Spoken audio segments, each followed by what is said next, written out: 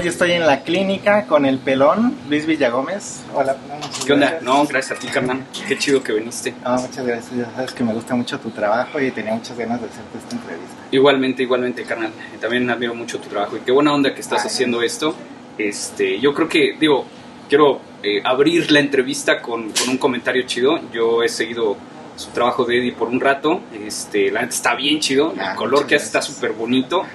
Y una de las cosas que más me gusta de Eddie es que tiene la humildad suficiente para acercarse, para preguntar, para hacer entrevistas. Sé que has entrevistado a otras personas también, por ahí me dijo Chavita, y eso está bien chido porque yo creo que es cuando hacemos eso, crecemos muchísimo, ¿no? Entonces, eso es una cosa que admiro bastante de ti y se me hace bien chido que te acerques a la gente, ¿no? Entonces, muchas gracias. Chido por Eddie. Bueno, pues vamos a empezar. Platícanos un poquito de ti. ¿Eres originario de Querétaro? Sí, carnal, sí. Nací aquí en Querétaro, hasta donde sé mis abuelos, mis padres, mis 2 hijos. Ajá. Y un servidor, nacimos aquí en Querétaro. ¿Y a qué edad te empezó a gustar el tatuaje? Pues el tatuaje me empezó a gustar alrededor de los 13, 14 años, que fue cuando ya tuve un contacto más directo con él. Mi primer tatuaje me lo hicieron a los 14 años, de hecho. Oye, ¿y quién fue o cómo? Porque en aquella época pues todavía no había estudios ni nada. No había estudios de tatuajes, pero había mucha gente tatuando, incluso había más gente tatuando antes de ellos también, pero todo en esa época pues estaba un poquito más marginado y había un estereotipo muy grande sobre el tatuaje, ¿no? Entonces todo era más clandestino, era en casa. El primer tatuaje que me hizo fue un valedor ahí de mi barrio, le decían el Tieso. Le mando un saludo, ojalá esté viendo este video, porque por ahí sigue tatuando, yo sé, espero que algún día podamos cotorrear un ratito. Y bueno, pues fue a muy temprana edad, pero fue yo creo que mucho el ambiente en el que me desenvolví, ¿no? Pues en el barrio te juntabas pues ahí con los amigos y eso, pero yo creo que el tatuaje llegó a mí no por el hecho de ser tatuaje, sino porque desde niño me gustó el arte. Entonces desde pues ni siquiera el graffiti, porque el graffiti todavía no era tan popular en esa época. Ni el tatuaje, lógicamente. Pero sí, desde niño siempre me gustó todo lo que fueron las artes plásticas. Entonces, desde el dibujo, desde crear cosas en plastilina, moldeado, hasta la magia me gustaba. Entonces, siempre andaba yo inquieto, ¿no? Y tratando de crear cosas. Y fue cuando pues, el tatuaje llegó a mí a los 14 años. Y todo el mundo me empezaba a preguntar que por qué no lo hacía yo, porque pues veían cómo dibujaba y cómo pintaba. Entonces un amigo me animó, me dijo, haz una máquina y tatúame. Y fue más un rollo de experiencia y más un rollo de hacerlo por diversión que realmente por arte, ¿no? ¿Y cómo hiciste esa máquina o cómo te hiciste de ese material para hacer tu primer tatuaje? Había un Playmobil, un barquito de Playmobil de los 80s, que tenía un motorcito para que pudiera navegar el barquito. Un motorcito así alargado que usaba pilas, era rojo, entonces doblé una cuchara y el motorcito me ayudó a hacer la rotación de la aguja, ¿no? Todo fue muy casero, muy casero. De hecho, por aquí hay una máquina todavía ahí de las hechizas. Esa fue la última que yo tuve. Ahorita le voy a tomar un video para que le vean eso. Fue la última máquina que yo tuve casera, pero sí, pues todo era muy rudimentario, ¿no? Sin embargo, pues uno de los estilos que siempre he tenido yo en general en mi vida ha sido llevar cualquier tema al límite, no importa cuál tema sea, ¿no? Sea salud, sea los hobbies, pues al final terminó siendo una profesión lo del tatuaje porque pues siempre lo quise llevar al límite, ¿no? Ajá. Y en aquella época pues no había dónde comprar material ni nada de eso. ¿Cómo le hacías porque después de ese tatuaje pues fuiste haciendo más así como a los amigos, ¿no? Pero ¿cómo te hiciste de tu material en aquellos tiempos? De mi material profesional fue una historia bien loca, porque yo veía las revistas americanas y me daba cuenta de que sí había manera de comprar equipo profesional. En ese entonces había una compañía que se llamaba Huck Spalding en los 90s y una que se llama Kaplan. Y yo quería juntar dinero para comprar una máquina, pero pues desde México en esa época pues no había internet, no había nada. Yo no tenía el conocimiento de cómo hacer una compra internacional, ¿no? Entonces junté dinero y me desesperé al final. Seguía yo tatuando, pero con el dinero me compré un auto para hacer algo con el dinero. Ese auto tuvo un accidente muy fuerte, fue un bochito, y un amigo llegó y me dijo, te cambio tu bochito así como está para que yo lo arregle, por un equipo profesional de tatuaje. Al final terminé yo teniendo un equipo profesional. Era una máquina rotativa, digo, una máquina de bobinas del Güello, un tatuador antiguísimo de Guadalajara. Y así fue como me hice de mi primer equipo profesional, por un accidente al final, ¿no? Entonces hay veces que las cosas están escritas y sí creo en eso. Y de ahí pues fui avanzando. Con esa máquina justo empezamos a trabajar en la clínica. La clínica la abrimos el 19 de enero del 95, pero yo tardé prácticamente medio año, todo de junio a diciembre del 94 buscando un local. Pero en esa época la gente consideraba que el tatuaje era ilegal. Entonces cuando la gente se enteraba de para qué quería el local, me decían, no quiero rentarte mi local para algo que es ilegal, cuando no era ilegal realmente, ¿no? Mal visto. Entonces, nada más. Sí, era mal visto, tenía pues un estereotipo fuerte, ¿no? Entonces, pues no fue hasta que encontré el de universidad, pero el de universidad fue bien loco porque cuando la primera vez que yo entré a ese local, eran unas escaleras pues muy chiquitas, siguen siendo unas escaleras muy chiquitas para subir. Creo que era un pasillo, ¿no? Era un pasillito así súper chiquitito, ¿no? Y nada más era la parte de arriba. Ajá. Pero eso fue lo primero que me enamoré de local, fueron lo de las escaleras. Pero cuando ya subí, era un espacio muy grande, porque pues era yo solo y no necesitaba tanto espacio, pero pues la renta estaba bien y pues ya me lo iban a rentar, entonces decidí. Oye, cuéntanos esa historia porque, bueno, ya es como una leyenda esto de una leona que ella empezó y después el May y tú, pero ¿cómo estuvo? Sí.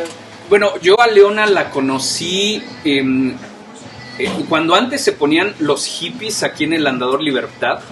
Yo iba ahí con un trapito y ponía catálogos de tatuajes y me ponía a repartir volantes de que pues yo estaba tatuando en mi casa, ¿no?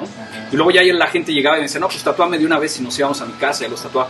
Ahí la conocí a Leona. Leona es una chica americana de Milwaukee, que le interesaba mucho lo del tatuaje.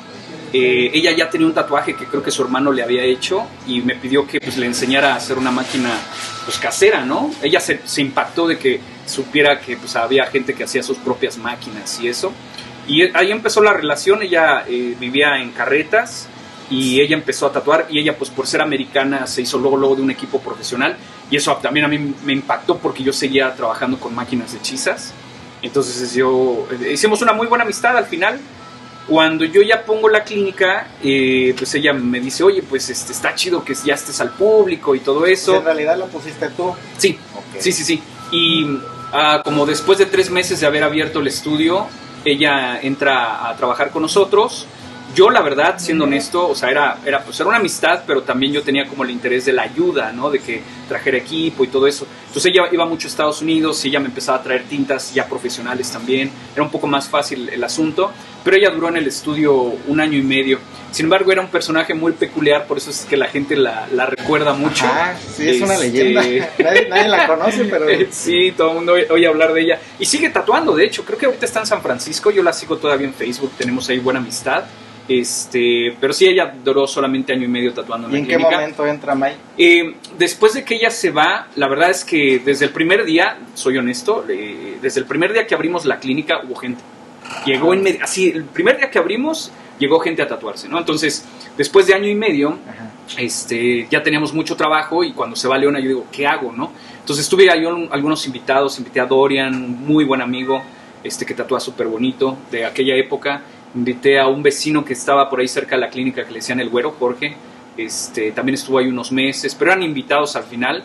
Y yo ya había seguido el trabajo de May por mucho tiempo. Me gustaba mucho.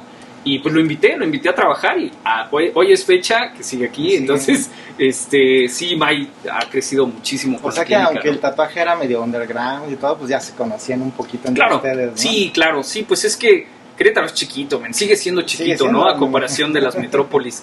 Pero pues sí, pues sobre todo cuando veías un trabajo que en esa época era poco común, inmediatamente decías, órale, qué buen trabajo. Y ya empezabas a escuchar, pues es que lo hizo May, que lo hizo tal. Entonces volvías a escuchar los mismos nombres. Ajá. Entonces había como relación, ¿no? Órale. Pero no, en la época en la que yo empecé, o sea, antes de que yo empezara a tatuar, yo ya escuchaba del Tino, del Tieso, de banda de Carrillo que tatuaba, ¿no? Había por ahí también alguien en San Panchito, o sea, había banda ya que tatuaba de hace tiempo. ¿Qué tan cierta es la historia de que la clínica fue el primer lugar, el primer estudio bien establecido? Sí, fuimos el primer estudio abierto al público. Como te dije, fue el 19 de enero del 95. Y ya después de ese, pues no recuerdo cuál fue el segundo, creo que fue el Grillo, el segundo, no recuerdo la verdad, tiene muchos años, pero ya empezaron a salir estudios aquí y allá, ¿no? Ahorita que decías de las máquinas y todo eso, cuando empezabas, muchos creen que la famosa pen es algo nuevo, ¿no? Y pues incluso dicen que antes de las de bobinas ya existían esas maquinitas de tipo rotativas, pen. Sí, pues sí, en realidad sí, lo de la rotativa antes era lo casero y bueno, ahora resulta ser que es pues lo más profesional que hay, pero yo creo que hay una buena razón el por qué. No es que defienda yo los estilos, yo creo que mientras lo sepas hacer bien, así sea a mano, es arte y está súper chido, ¿no? Pero la cuestión de lo rotativo, pues no hay una calibración, es muy constante, el golpeteo desde mi punto de vista es más suave, lógicamente pues lo tienes que saber manejar, ¿no? Pero yo creo que facilita mucho las cosas. Ok, y actualmente, ¿qué estilo te gusta tatuar a ti? Mi estilo, yo lo llamo ilustración, está muy basado en el cómic y está muy basado en el realismo. En el cómic me refiero a líneas muy sólidas, juego de líneas de grueso a delgado para que tú sepas con puras líneas la profundidad que hay en imágenes, imágenes muy heroicas, como portadas de cómics, etcétera, etcétera, pero con mucho detalle. Me gusta mucho el color.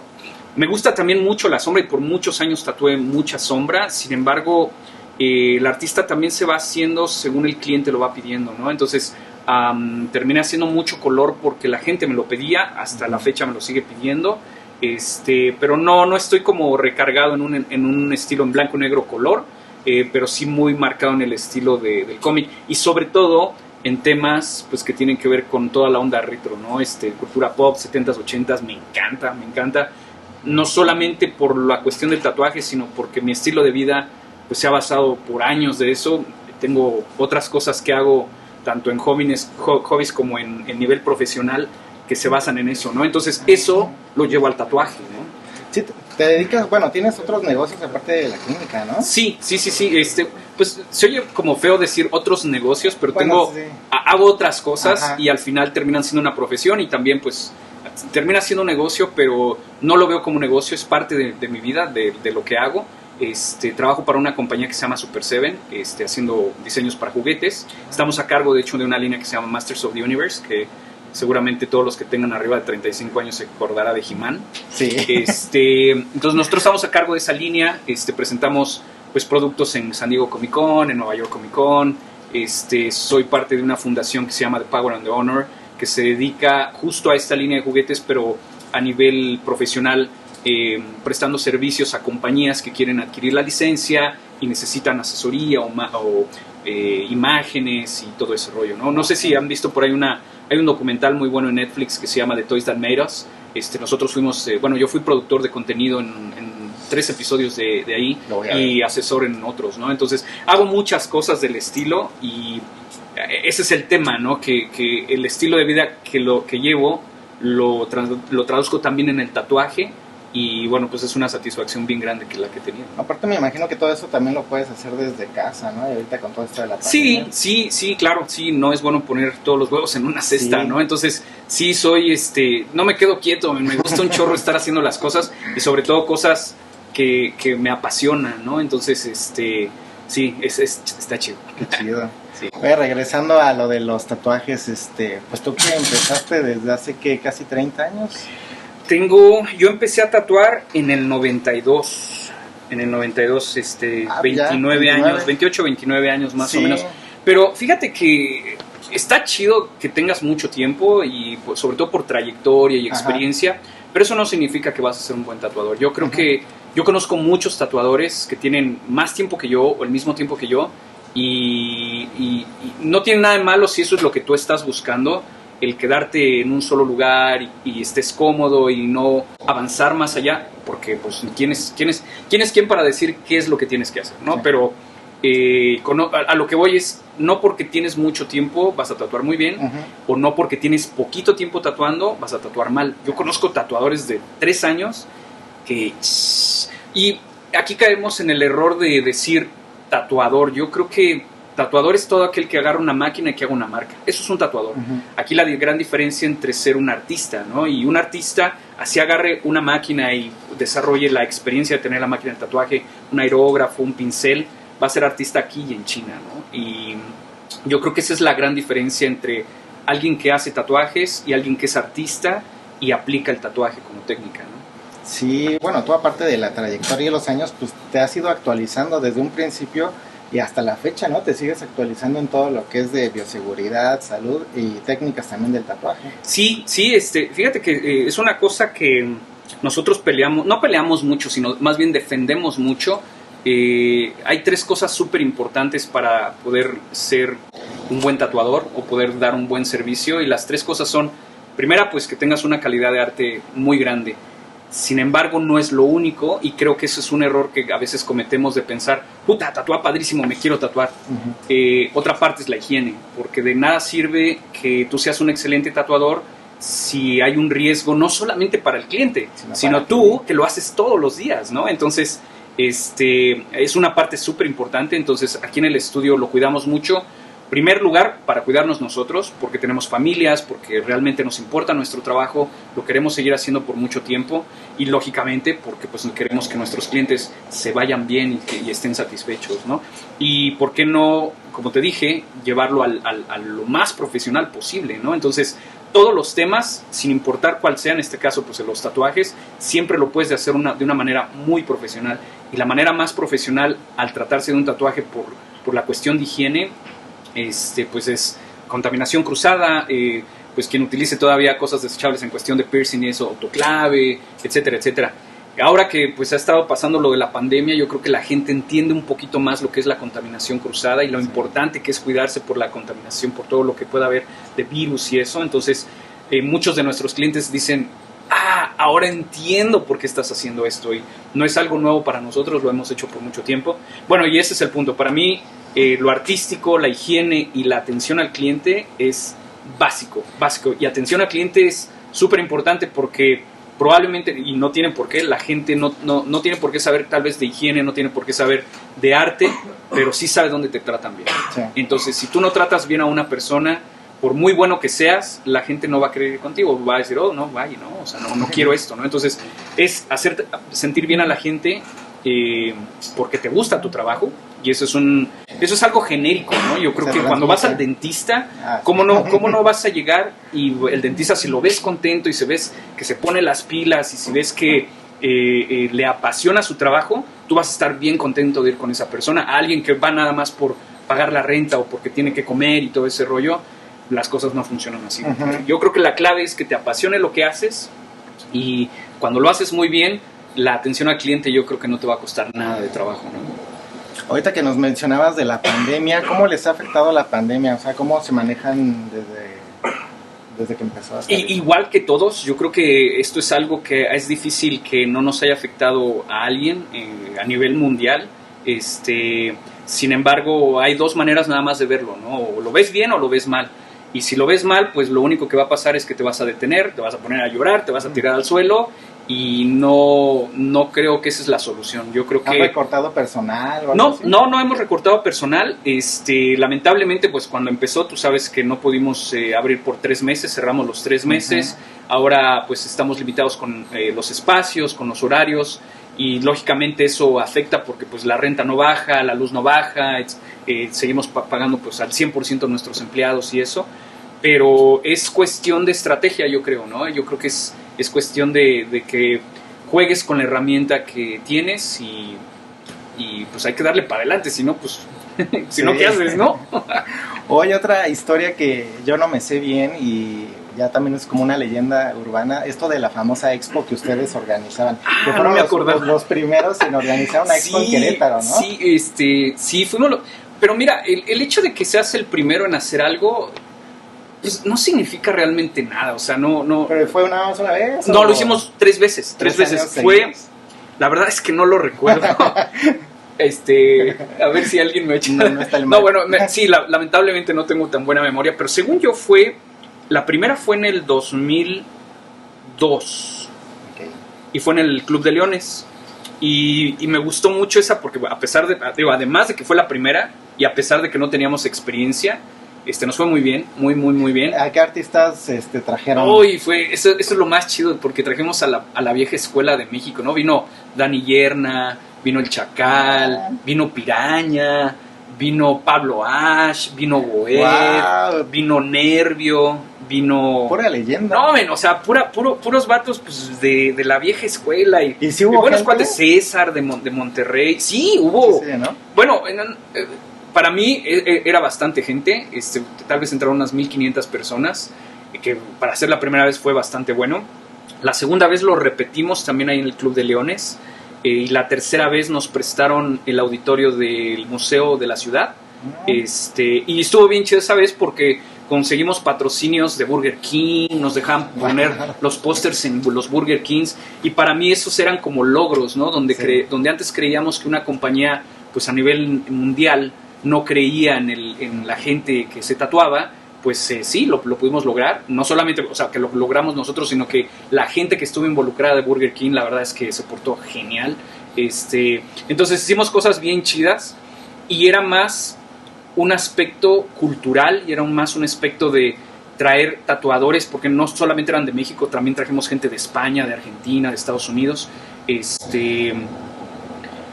Era acercar a la gente pues la posibilidad de tatuarse con alguna de estas personas, ¿no? Y hubo pláticas de psicología, y hubo pláticas, seminarios para tatuadores. Entonces era más el rollo de aprender, y en todas, te voy a decir, en todas perdimos dinero, en todas.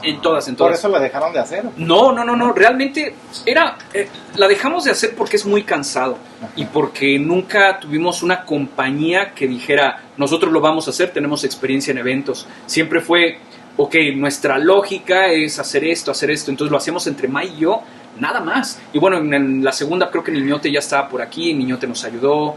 En la tercera creo que Bobby ya andaba, no me acuerdo, la verdad es que hubo mucha gente involucrada, pero nada más lo hacíamos nosotros como equipo, y siempre lo queríamos hacer pues al top, ¿no? Sí. Y toda la gente se fue súper contenta, pero era mucho trabajo, mucho trabajo, y sí, la verdad es que cada vez es algo bien chistoso, y no creo que sea cuestión de cultura mexicana, pero es más como el ser humano es así, ¿no? Cuando tratas de hacer las cosas lo mejor posible, ajá, y gastas tu dinero y tu tiempo, siempre te vas a ganar enemigos. Siempre va a haber gente que no le va a gustar, ¿no? Entonces, yo creo que va más por ahí. Yo en lo personal me cansé, sí me sentía muy cansado, era muy estresante, eran meses de trabajo, y al final ya no me quedaron muchas ganas de hacerlo. Hace poquito hablamos de algo, cuando cumplimos 25 años aquí en el estudio, pensamos en volver a hacer un evento, pero sí me da un poco de miedo. Es que es mucho trabajo, y ahora con todo lo que hacemos actualmente es un poco complicado. Pero creo que la energía se transformó ahora al tatuaje con causa, que ya llevamos creo que 8 ediciones. A ver, cuéntanos un poquito del tatuaje con causa. Sí, el tatuaje con causa nació porque una vez estuve trabajando fuera de México, y un amigo, creo que había pasado un huracán, pero no puedo recordar cuál fue. Fue por ahí del año 2006, 2007 tal vez, no lo recuerdo. Y él organizó un día para regalar tatuajes a cambio de donaciones para poder mandar ese dinero a los afectados del huracán. Y se me hizo una idea bien chingona, bien buena. Entonces, lo quisimos implementar nosotros, regalando un día de trabajo al año, tratando de hacer la mayor cantidad de tatuajes y recaudar dinero para instituciones que ayudaban específicamente a niños, ¿no? Eso es donde a mí más me pega, ¿no? ¿Y lo siguen haciendo? Lo seguimos haciendo. Paramos el año pasado por lo de la pandemia. Uh-huh. Creo que este año pues prácticamente seguimos igual, porque es mucha gente la que se reúne, pero muchísima. Hemos hecho... ahorita no pueden hacer filas ni... Exacto, no podemos tener tanta gente aquí adentro, y es un poco complicado, pero sí lo seguimos haciendo. Creo que es el último año que lo hicimos, que fue hace 2 años, fue la 8ª edición. Se unió con nosotros Will de Mérida y lo hizo el mismo día. Entonces es un movimiento que tratamos de hacer no solamente para ayudar, sino también para mandar un mensaje a las empresas grandes, donde decimos, un día de trabajo no es nada a comparación de lo que recibimos, ¿no? Y ¿por qué no hacerlo, no? Qué chido. Uh-huh. Vamos a empezar con unas preguntas que nos hacen muchas veces los clientes, ¿no? De hecho, son preguntas que vi en su página de internet y se me hizo interesante que nos las explicaras. Por ejemplo, cuando nos piden anestesia, oye, y ponen anestesia, Uh-huh. pues muchas veces no saben que para que una anestesia haga efecto, pues debe de ser a veces inyectada, ¿no? Entonces, Sí, intramuscular. Sí, sí, mira, la anestesia es un tema bien delicado porque no es algo que se puede comprar en la farmacia así nada más. Digo, lamentablemente sí es así, sí puedes comprar anestesia sin receta médica, pero no debería de ser. La anestesia tiene que ser controlada por un especialista. Para quien no sepa, pues primero estudias para ser médico y luego agarras una especialidad y la especialidad es anestesiólogo, ¿no? Entonces, imagínate, es un nivel de conocimiento muy alto porque la anestesia es muy peligrosa. Entonces, si tú no tienes el nivel de conocimientos para manejarlo, pues sí, es algo que corres un riesgo muy alto, ¿no? Eso es en primera. En segunda, y eso es una opinión muy personal, o sea, no hablo generalizando, es nada más yo, Pelón Villagómez lo dice. Yo creo que el tatuaje es un ritual, el tatuaje es un cambio en ti y no es una cuestión física, es una cuestión mental, es una cuestión espiritual, si lo quieren ver, y la sensación es parte de recibir algo, ¿no? Entonces, vivir la experiencia. Vivir ¿no? la experiencia y no duele tanto como para usar una anestesia, no duele tanto como para no hacerlo, ¿no? Entonces, esas son mis razones, es mi opinión, o sea, no estoy diciendo que eso es lo que es, esa es mi opinión, Sí. Pero sí, esa es la razón, ¿no? Ay, ha de haber gente que dice, no, es que sí hay anestesias como la EMBLA y cosas así Sí. tópicas, pero no es lo mismo. No es lo mismo y no funcionan de la misma manera. Entonces, lo siento mucho para la gente que en algún momento le ha dolido mucho, pero esa es la idea principal, ¿no? Pero fíjate que no está de más, eso es la parte de la evolución, ¿no? No está de más en algún momento, pues tener a un médico en un estudio de tatuajes y ofrecer un anestesiólogo y ofrecer ese servicio para quien lo solicite, ¿no? Pero desde mi punto de vista es más la cuestión de sentirlo y saber que lo está recibiendo, ¿no? ¿No les llega a muchos chavos que son menores de edad y se quieren tatuar? En esos casos, ¿qué se necesitaría? Mira, te voy a ser bien honesto. Aquí en el estudio yo comúnmente vengo para hacer la administración del estudio, pues lógicamente para tatuar. Pero pues tenemos recepcionistas, tenemos un gerente que se entera más de la cantidad de gente que llega, ¿no? Entonces, honestamente, yo no recuerdo haber visto a alguien que haya venido como menor, porque tiene mucho que yo no me paro en recepción, pero sé que sí sigue pasando. Sin embargo, nosotros tratamos de explicar a la gente que legalmente tú no te puedes tatuar hasta que tengas 18 años. Y si te quieres tatuar, tienes que tener a un padre o un tutor que te dé un permiso legal. Tenemos una forma donde nos llenan una hoja y no es como que, pues es mi tío o es mi hermana y es mayor. No, tiene que ser el padre o el tutor, ¿no? Con identificación. Ajá, y esto es por respetar la ley que hay a nivel de gobierno.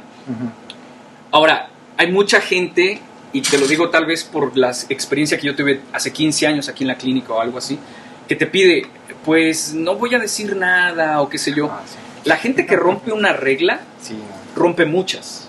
Entonces, si yo rompo la regla de no respetar el tatuar a un menor, ¿qué otras reglas también puedo estar rompiendo, ¿no? El utilizar una hoja que esté usada, una tinta que esté caducada, el que yo sepa perfectamente que no debo de tocar algo por contaminación cruzada y lo termine haciendo por flojera. Ajá. Entonces, cuando tú eres muy rígido, y no rígido, sino cuando eres muy honesto con lo que quieres hacer, no importa qué sea, tatuaje, gobierno, dentista, médico, lo que sea, no engañas a la gente, te engañas a ti mismo. Entonces yo prefiero no engañarme a mí y ser honesto y decir, es que esto es lo que yo tengo que hacer.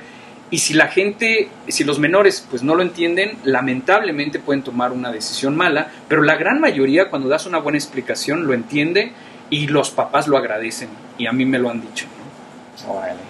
Otra pregunta que también hacen mucho es, ¿se puede tatuar a mujeres embarazadas? Sabemos que no, pero a ver, ¿qué explicación así dirías? Mira, ¿por qué no? Yo creo que hay una conexión simbiótica con el bebé. Ajá.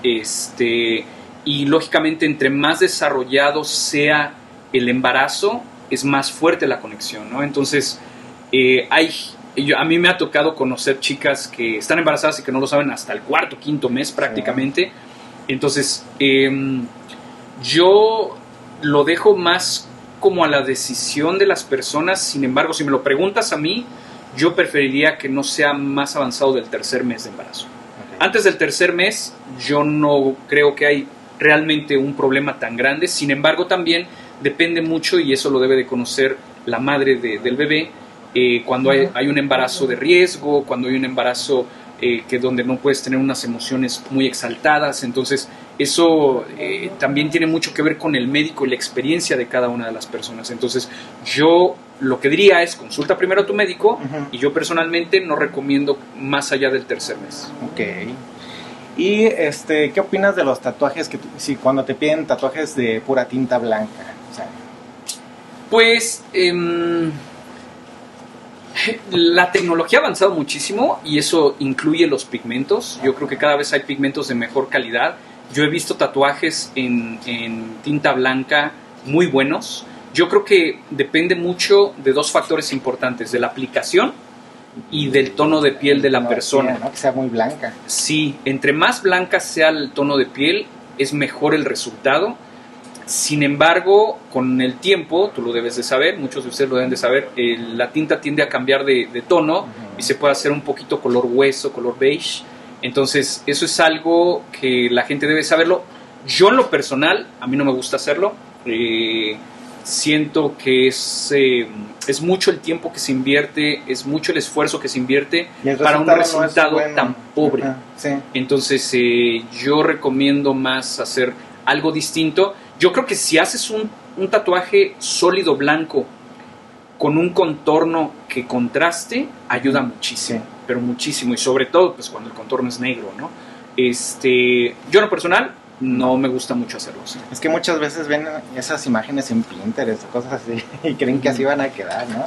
Y no saben que usan un montón de filtros para que se vean así. Es que es muy parecido a ver una actriz de Hollywood ya retocada, ya con Photoshop, sí, en una revista, y llevar esa revista con el peluquero y decirle quiero quedar así, o llevarla con el cirujano, llevarla con el maquillista, o llevarlo y quiero quedar así, ¿no? Entonces no, hay muchos trucos a veces en las fotografías, y sobre todo cuando se trata de internet. ¿Y qué opinas de los tatuajes en los dedos? ¿Los haces? He hecho algunos tatuajes en los dedos, sin embargo ha sido más como amigos y familiares. Sin embargo, a nivel cliente prefiero no hacerlo porque necesitas darle un seguimiento muy alto de estar viendo cómo quedó y retocando y viendo cómo quedó y retocando y que lo cuiden, etcétera, etcétera. Entonces, yo en lo personal prefiero no hacerlo porque sé que el resultado de lo que yo hago no es tan bueno en los dedos. Hay gente que lo sabe hacer y que le queda tal vez muy bien, pero a mí personalmente, con el conocimiento que yo tengo, no creo que el resultado es muy bueno. Oye, ¿qué opinas de estos tatuajes que ahora están sacando como para camuflajear las estrías en color piel? Es que es lo mismo. Sí, bueno, lo que pasa es que si tú tuvieras un escáner de Pantone, y si tú pones en tu mano en menos de 5 centímetros cuadrados ese escáner, te vas a dar cuenta que cada uno de los tonos es distinto. Entonces, si tú tratas de meter un color de pigmentación a un espacio grande, se ve muy falso. Entonces, pero en muchos de los casos, para una reconstrucción de mama, para, no sé, ¿cómo se llama la enfermedad donde se despigmenta la piel? Vitiligo. Yo creo que para la estima de la persona ayuda, y cuando se trata de eso, yo creo que está bien chido. Tenemos gente aquí en la clínica que lo hace, de hecho. Yo he visto los resultados y sí son buenos. ¿Sí? Estéticamente se ve bien y eso ayuda a la estima de la gente, y eso creo que es la mayor satisfacción de poder hacerlo, ¿no? De poder ofrecerlo. Tenemos por ahí incluso un acuerdo con un cirujano importante de aquí de Querétaro para la reconstrucción de mama y hacer los pezones y eso. Y hemos tenido resultados bien bonitos, la verdad, bien chidos. Y eso es a lo que voy, o sea, el tatuaje no es un estudio de tatuajes, el tatuaje no es la palabra tatuaje, el tatuaje es una técnica de arte donde puedes lograr muchas cosas, ¿no? Y no solamente de salud, no solamente de cuestiones artísticas, puede ser hasta espirituales, pueden ser muchas cosas. Eso es lo que a mí me encanta de esta técnica de arte, y yo creo que quien la desarrolla al final es como termina siendo ese estilo y de lo que quieres ofrecer a la gente. Ahorita que dices de la reconstrucción de pezones y eso, también una vez vi a gente que quiere ponerse como más pelito y le hacen puntito por puntito, ¿no? Y salen contentos, aunque uno pensaría, pues es algo muy, muy básico, ¿no? Nada más lo haces así en la cabeza. Sí. Pero se van bien contentos. Sí. Y ese es el chiste. Ahí está, hay otras soluciones. Sí. Oye, de los tatuajes estos UV o fluorescentes, ¿qué Mira, opinas? eso tiene muchos años que no toco ese tema. Hasta donde yo me quedé, y te estoy hablando tal vez de hace 15 años, no hay actualmente, hasta la actualidad, no hay todavía un pigmento de alguna compañía oficial que pueda hacer pigmentos UV, porque son muy tóxicos. Uh-huh. Para poder crear el pigmento UV necesitas polímero, un plástico, y al final eso es lo que tiene el pigmento del UV, ¿no? Entonces estás inyectando plástico en la piel, es muy tóxico, e incluso si tú quisieras hacer láser, no hay manera de que se quite, se derrite dentro del polímero y se expande. Entonces no es algo que recomendamos. Yo en lo personal, de hecho en el estudio no lo hacemos porque ese es el conocimiento que tenemos. Wow, pues yo creo que te podría hacer otra hora de preguntas, pero yo creo que ya... Yo estoy aquí para lo que quieras, carnal, con mucho gusto. ¿Qué le recomendarías o aconsejarías a los chavos que están empezando a tatuar? Pues que le echen ganas, ven, como en cualquier otra profesión, ¿no? Esto no solamente funciona para el tatuaje, sino es para la vida misma, ¿no? Yo creo que cuando tú quieres hacer algo y te apasiona hacerlo, no hay nada que te puede detener. Nada. Yo cuando empecé a tatuar y cuando me embaracé incluso de mi chico, de mi primer hijo, todo el mundo me decía, ¿qué vas a hacer? Y yo decía, pues voy a seguir tatuando. Uh-huh. Decía, no, ponte a trabajar. Y si lo hubiera hecho, no sé qué hubiera pasado, ¿no? Sí. Entonces, yo creo que tienes que seguir lo que te gusta y depende de ti, la honestidad que tienes hacia la vida es como te va a ir. Y yo creo que cuando llevas siempre una buena actitud, siempre te va a ir bien, no importa dónde sea. Entonces, para todos aquellos que empiezan a hacer algo, ya sea el tatuaje o ya sea lo que sea, yo creo que la honestidad ante todo es algo bien chido, y que lo disfrutes es la clave de que puedas dar un buen servicio en lo que hagas, en lo que tú hagas, ¿no? El que tú te apasione algo tanto que hasta podrías pagar por hacerlo, te va a ser muy bueno en algún punto. Y cuando lo haces por dinero, definitivamente las cosas no funcionan. Cuando lo haces por pasión, el dinero llega solito, y claro que ayuda a comer, claro que ayuda. El dinero al final es un potencializador, ¿no? Uh-huh. Y si eres buena onda, te va a potencializar esa buena onda. Si eres pues mala onda, pues lógicamente te lo va a potencializar, ¿no? Entonces, yo creo que para cualquier persona que empieza algo nuevo, lo ideal es la honestidad y que lo hagas de corazón. Pues sí. No, pues tú sabes que siempre me ha gustado tu trabajo, eres un artista muy versátil y sobre todo muy profesional. Yo creo que eres de los tatuadores más profesionales que he conocido. Gracias. Y pues para mí es un honor hacerte esta entrevista porque también soy tu fan. No, carnal, no, y de igual manera va de regreso, ¿no? Tu trabajo está bien chido, vuelvo a lo mismo, se me hace bien chido que tengas la humildad de acercarte a la gente y yo creo que eso habla mucho de ti, ¿no? Entonces, qué chido, sigan su canal y todo lo que estás haciendo. Muchas gracias. Gracias, carnal. Hasta la próxima.